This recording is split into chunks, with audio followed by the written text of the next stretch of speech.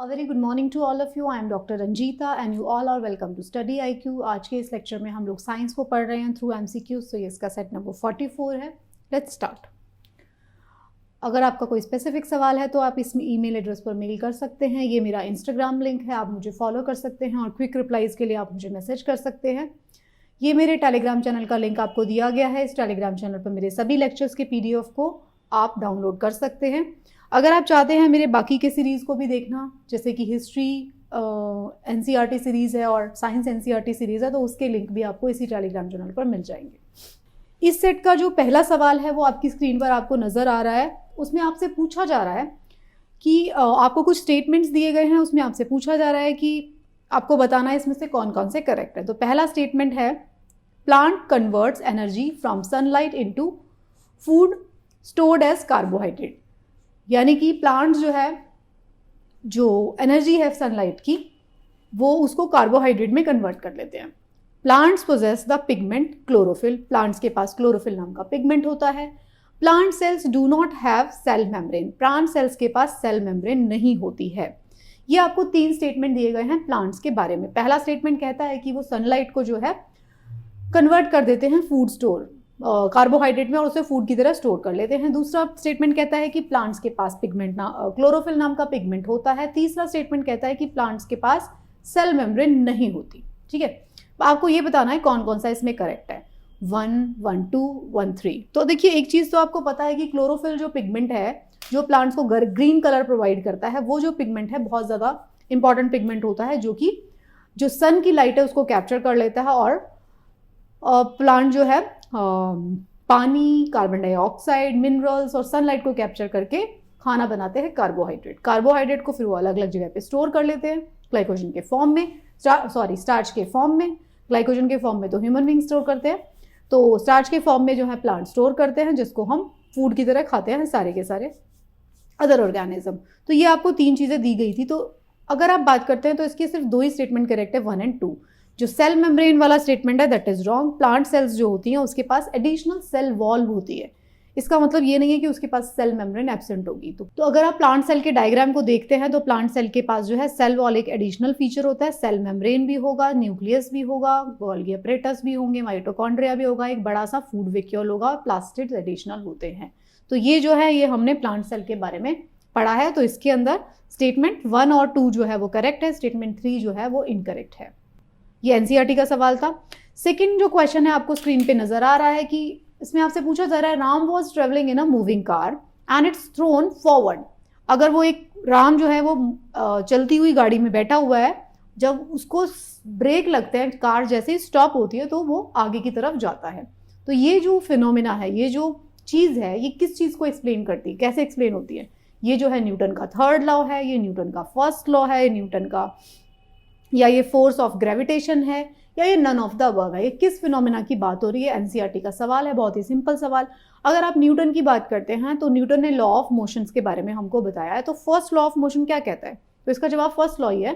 तो first law of motion कहता है कि कोई भी बॉडी जो कि मोशन में है वो मोशन में रहना पसंद करती है, और अगर रेस्ट में है तो रेस्ट में रहना पसंद करती है, बशर्ते कि कोई एक्सटर्नल फोर्स ना अप्लाई की जाए. तो अगर कोई बॉडी मूव कर रही है तो वो उसी स्टेट में रहना पसंद करेगी. अगर सडनली ब्रेक लगा देंगे तो वो फिर भी वो मूवमेंट में ही रहती है कुछ सेकंड के लिए. तो उसकी वजह से जो है पर्सन जो गाड़ी में बैठा होगा वो आगे की तरफ जाएगा और हमें एक धक्का फील होगा. तो मैंने आपको हमेशा ये बताया कि जब भी आप NCERT पढ़ते हैं उसमें जो भी इंपॉर्टेंट लॉज आपको मिलेंगे, बाय नेम मिल रहे हैं, जो भी लॉज NCERT में एक्सप्लेन किए गए हैं अप टू क्लास 10, वो आपको ज़रूर से पढ़ लेने हैं, क्योंकि उन्हीं लॉज से रिलेटेड क्वेश्चन आपको हमेशा आपके एग्जाम में आते हैं. तो इजी सवाल, NCERT का सवाल.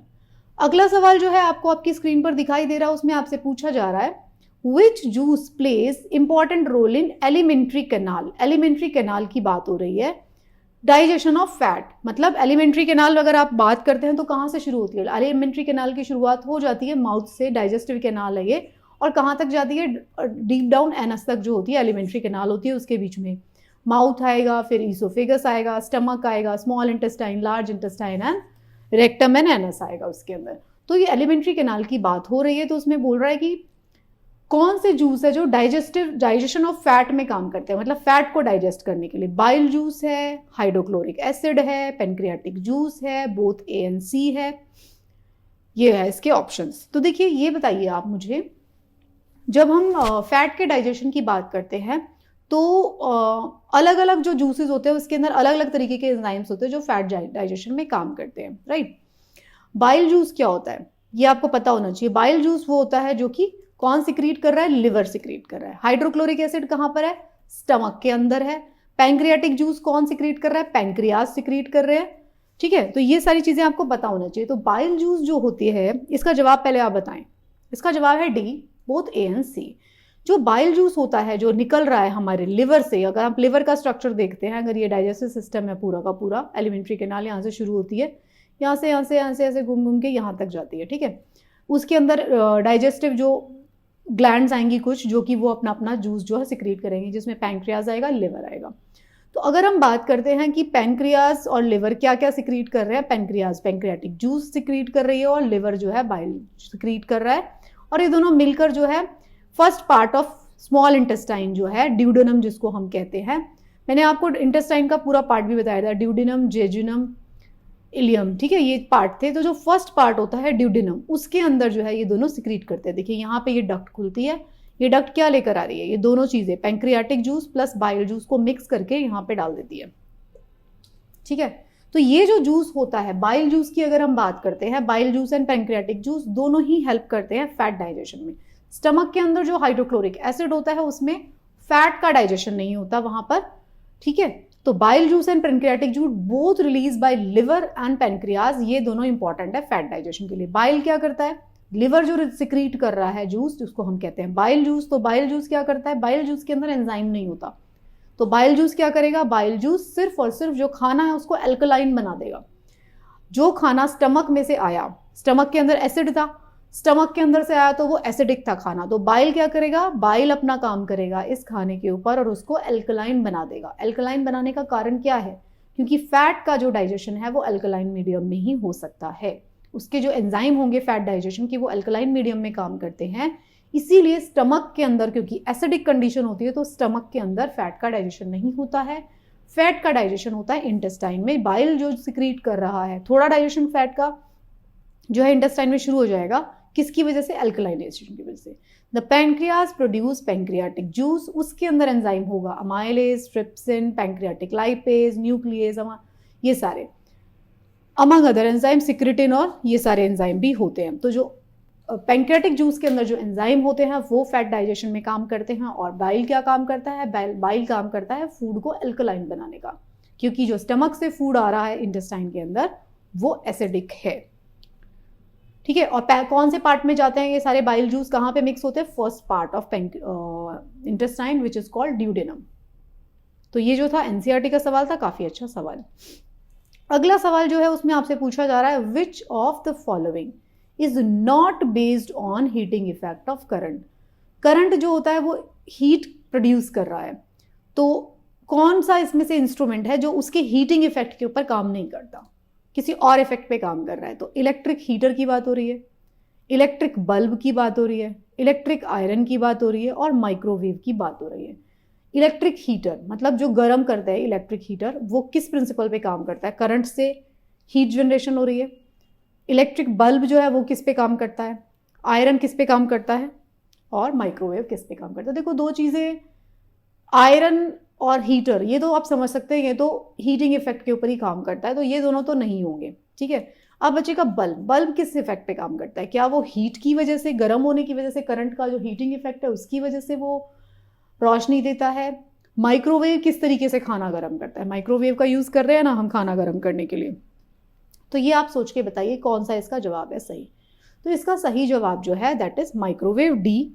माइक्रोवेव इलेक्ट्रिक बल्ब भी, जो इलेक्ट्रिक जो फिलामेंट होता है टंगस्टन की, अगर हम बात करते हैं, ट्रेडिशनल बल्ब की बात हो रही है, तो टंगस्टन को हम क्यों यूज करते हैं, क्योंकि टंगस्टन का मेल्टिंग पॉइंट बहुत ज्यादा होता है, तो टंगस्टन का हम फिलामेंट बना देते हैं ताकि जब वो करंट उसमें से पास होगा, जब वो गर्म हो जाएगा तो वो ग्लो करना शुरू कर देता है।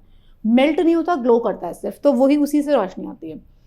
लेकिन माइक्रोवेव में क्या हो रहा है, माइक्रोवेव जो है use to heat food in a microwave oven. तो ये most common radio frequency waves जो होती हैं वो उसमें यूज होती हैं, 2500 मेगाहर्ट्ज तक की, जो 2.5 गीगाहर्ट्ज कहेंगे इसको। जो वाटर होगा, लिपिड्स होगा, और जो कार्बोहाइड्रेट्स होंगे, ये जो होते हैं ये एब्जॉर्ब करते हैं रेडियो वेव्स।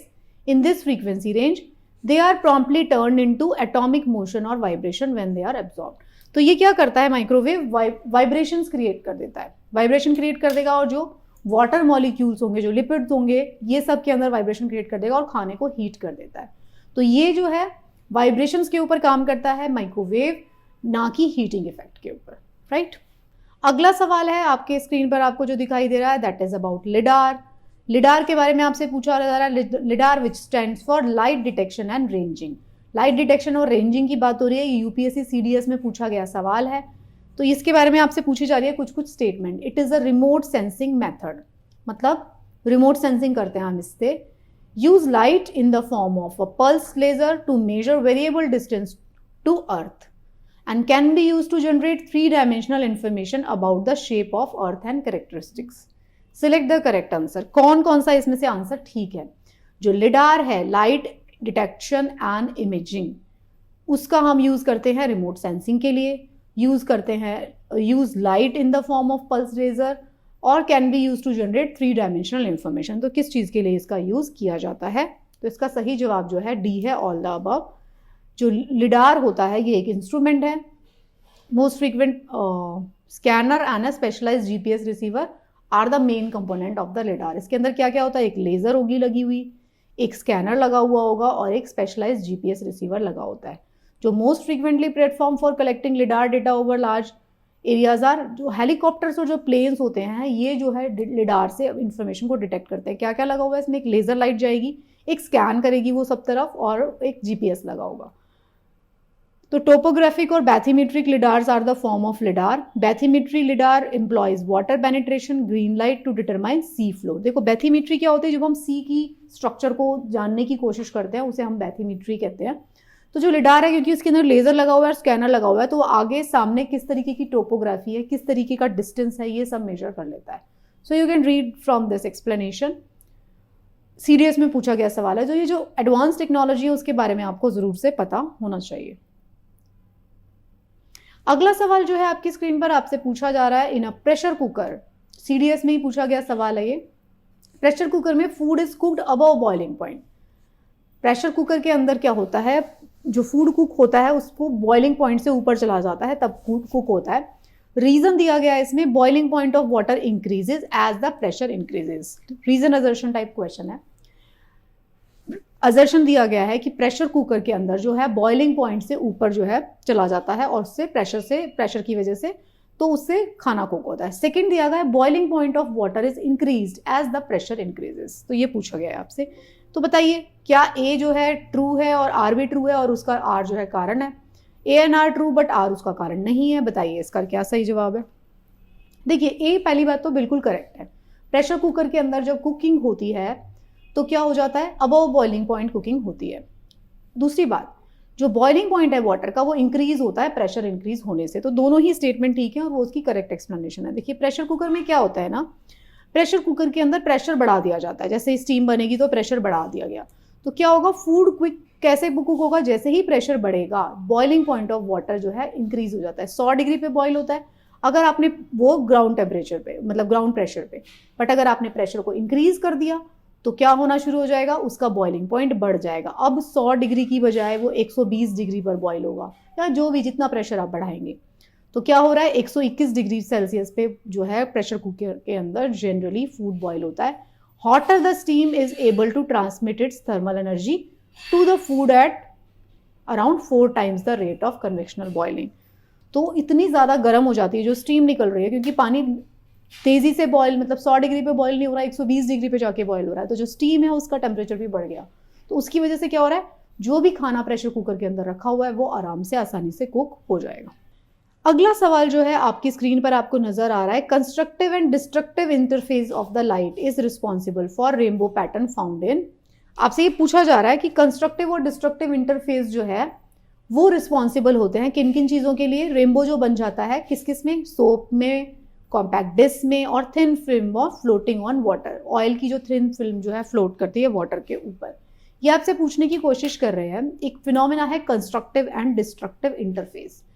उसकी वजह से रेनबो की फॉर्मेशन हो रही है. कहाँ कहाँ पर? सोप बबल, कॉम्पैक्ट डिस्क और थिन फिल्म ऑफ एयर. इसमें से आपसे पूछा जा रहा है करेक्ट कौन सा है?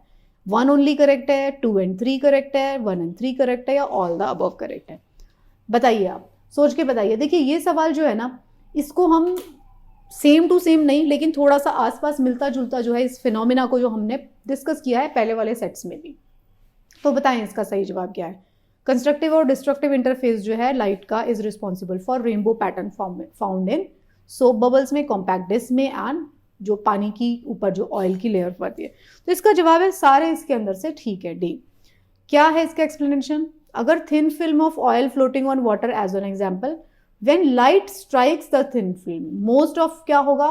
Passes through it, maximum light. कुछ जो होगी रिफ्लेक्ट हो जाएगी टॉप से and the bottom layers of the film. In the same way, when you stand in front of window in your house, you can see reflected image in the window. तो क्या हो रहा है? Most of the light is passing through the window and out of the house, but some is reflected back at you. Similarly, CD में भी यही हो रहा है। सारी चीजों में यही फिनोमिना। देखो, इंसिडेंट लाइट आ रही है, incident light I, thin part of the bubble है, रिफ्लेक्टेड लाइट उसमें से कुछ चली गई।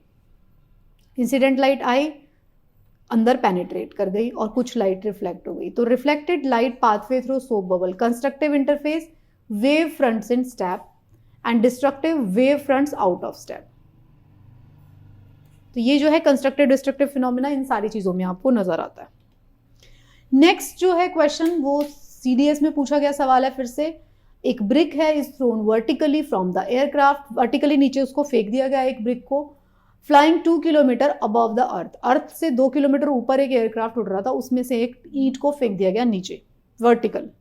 The brick will fall with, जो गिर रही है, वो जो ईंट जो गिर रही है वो कांस्टेंट स्पीड से गिरेगी, कांस्टेंट वेलोसिटी से गिरेगी, कांस्टेंट एक्सेलरेशन से गिरेगी, या कांस्टेंट स्पीड से गिरेगी कुछ टाइम के लिए, और फिर कांस्टेंट एक्सेलरेशन से गिरेगी जब वो अर्थ के पास आ जाएगी। बताइए, एक जो प्लेन उड़ रहा है 2 kilometre above the surface of earth उड़ रहा है, उससे हमने एक ईंट को सीधा नीचे फेंक दिया, बिना किसी फोर्स के वर्टिकली फेंक दिया हमने उसको।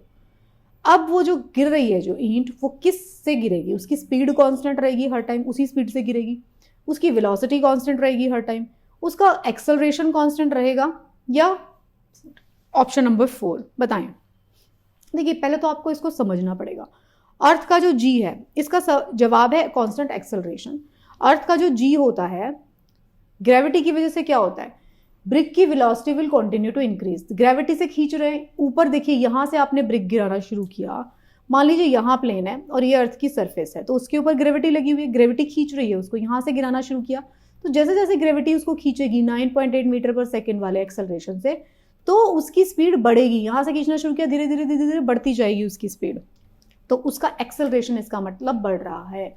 The velocity will continue to increase, however gravity value remain constant. देखिए, वेलोसिटी इंक्रीज हो रही है, ग्रेविटी की वैल्यू 9.8 मीटर पर सेकेंड है। एज अ रिजल्ट क्या होगा? The rate of acceleration will remain constant. Rate of acceleration क्या होता है? द रेट जिससे कि वेलोसिटी बढ़ रही है, उस रेट से वेलोसिटी लगातार बढ़ेगी जैसे जैसे नीचे गिरेगी, तो वो जो वेलोसिटी जिस रेट से बढ़ती है उसे हम कहते हैं एक्सेलरेशन। तो एक्सेलरेशन कॉन्स्टेंटली बढ़ेगा 9.8 मीटर पर सेकेंड के हिसाब से। तो एक्सेलरेशन क्या हो रहा है? Refer to when the speed of an object changes, the rate at which your speed changes और how quickly your speed changes is known as acceleration. तो एक्सेलरेशन जो है वो क्या रहेगा? कांस्टेंट रहेगा। वेलोसिटी बढ़ेगी, अगर वेलोसिटी इंक्रीजिंग होता तो वो भी एक सही जवाब होता, लेकिन इन्होंने कांस्टेंट वेलोसिटी का है। वेलोसिटी इंक्रीज होएगी बार बार और एक्सेलरेशन कांस्टेंट रहेगा। ठीक है, ये जो है ये आप डेरिवेशन इसमें पढ़ सकते हैं। अगला सवाल है, the flavour of apple is mainly due to which one of the following. इसमें आपसे पूछा जा रहा है एप्पल का जो हमें फ्लेवर आता है, जो एप्पल फ्लेवर है, वो किस वजह से आ रहा है? उसके अंदर फॉर्मेलिन है, इस वजह से आ रहा है, उसके अंदर इथेनॉल है, या बेंजीन है, या बेंजोल्डिहाइड है। देखो, सबसे पहली बात, फॉर्मेलिन नहीं हो सकता, क्योंकि फॉर्मेलिन जो है हमारे लिए बड़ा हार्मफुल हो जाएगा। तो इथेनॉल, बेंजीन या बेंजोल्डिहाइड, इसमें से क्या है ये बता दो, एप्पल का जो फ्लेवर देता है। तो इसका सही जवाब है बी, इथेनॉल। जो एप्पल का फ्लेवर होगा is a complex and diverse, it is perceived as many sensation. वो बिटरनेस, सारनेस, स्वीटनेस, एस्ट्रिंजेंट सबका मिक्स फ्लेवर होता है। तो ये किसकी वजह से आ रहा है? इथेनॉल की वजह से आ रहा है। ओके, डिस्कवर करके बताया गया इथेनॉल की वजह से। इसमें आप क्या कर सकते हैं? इसमें आप कुछ नहीं कर सकते, आपको पता होना चाहिए बस। लास्ट सवाल जो है इस सेट का वो आपसे पूछ रहा है, कुछ स्टेटमेंट्स आपको दिए गए हैं। पहला स्टेटमेंट कहता है क्लोरोफिल जो है that gives plants there characteristics green colour does not absorb any visible light और इलेक्ट्रोमैग्नेटिक रेडिएशन एनर्जी। वो बोलता है कि ग्रीन कलर जो है लाइट कोई एब्जॉर्ब नहीं करता। जो क्लोरोफिल है प्लांट के अंदर जो करेक्टरिस्टिक ग्रीन कलर है does not absorb visible light. ये बताने की कोशिश कर रहा है जो क्लोरोफिल पिगमेंट है वो कोई ग्रीन लाइट को, कोई विजिबल लाइट को एब्जॉर्ब नहीं करता, ये कह रहा है वो।